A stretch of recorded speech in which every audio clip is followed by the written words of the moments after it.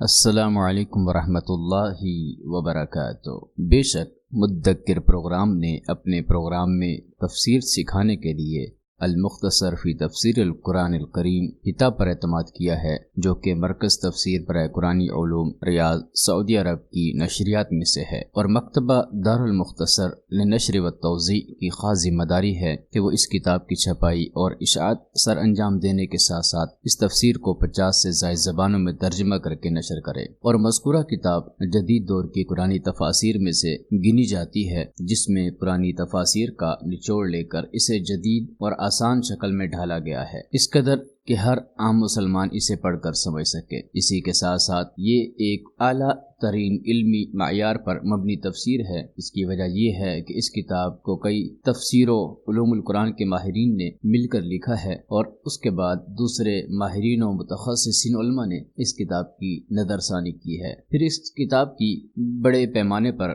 نشر و اشاعت کی گئی ہے، اور پھر مختلف قارئین کرام کی آراء و خیالات اور علمی ملاحظات کو جمع کیا گیا ہے، اور ان میں سے جو قابل قبول ہیں ان پر عمل درآمد ہوا ہے۔ پھر کئی بار اس تفسیر کے مختلف نسخے چھپے، پس اب تک اس تفسیر کے 7 نسخے شائع ہو چکے ہیں۔ چنانچہ اس تفسیر کو تصنیف کرنے میں ان اصولوں پر اعتماد کیا گیا ہے۔ نمبر 1، تفسیر کو مختصر بنانا اور اضافی و زائد کلام سے گریز کرنا، تاکہ ہر قرآنی صفحے کی تفسیر اسی میں پوری آ جائے۔ ایک جامع و مختصر تفسیر ہو جس میں صرف آیت کا خلاصہ ذکر ہو اور آیت کے معنی پر روشنی ڈالی گئی ہو، اور اس سے ہٹ کر جو مختلف تفاسیر میں قراءت، اعراب اور فقہی مسائل وغیرہ ذکر کیے گئے ہیں ان سے بچا گیا ہے۔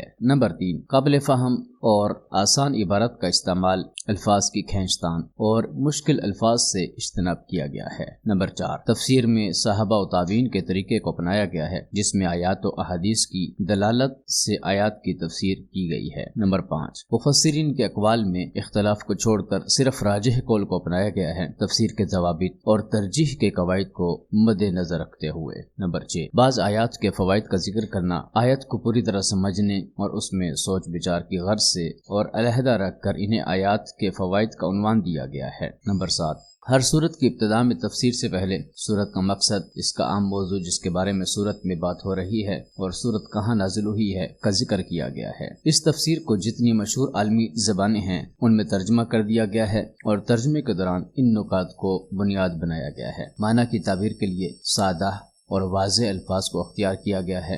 نمبر 2، صحیح اور رائج الفاظ کا استعمال اور ایسے نئے الفاظ کا استعمال جو کہ اس زبان کی لغوی کتابوں میں قابل اعتماد ہوں۔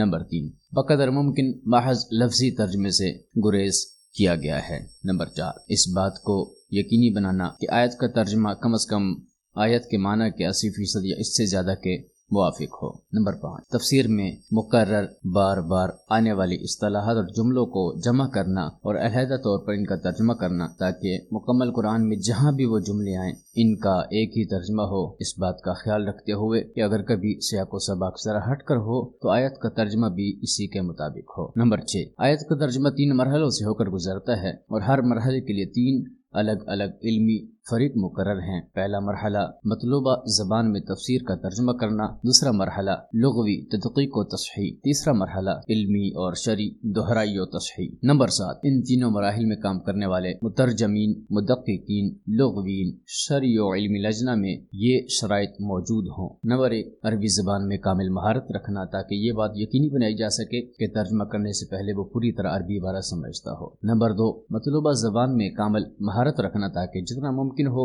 بہترین اور عین مطابق ترجمہ حاصل ہو سکے۔ نمبر 3، شرعی علوم پر مکمل عبور رکھنا، تاکہ علمی و شرعی غلطیوں سے ترجمہ پاک ہو۔ نمبر 8، ترجمے کی نشر و اشاعت اور عوام و خواص کی آراء و خیالات جمع کر کے ان پر غور کرنا، اور پھر علمی فریق کے اعتماد کے بعد ان غلطیوں کی تصحیح کرنا یا تجاویز پر عمل کرنا۔